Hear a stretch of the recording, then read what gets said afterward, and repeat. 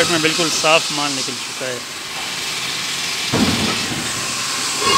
इसमें मतलब इसी शर्ट में काउंटर भी अवेलेबल है और ये 12-24, 12-12 भी अवेलेबल है।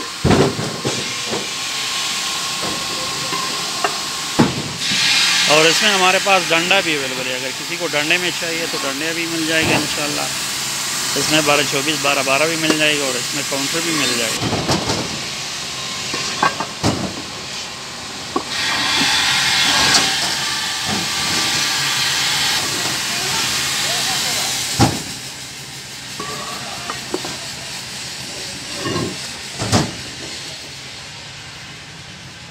प्लेन ज़मीन है इसकी, जिस तरह नज़र आ रहा है ना, बिल्कुल प्लेन एक ही शेड की ज़मीन है।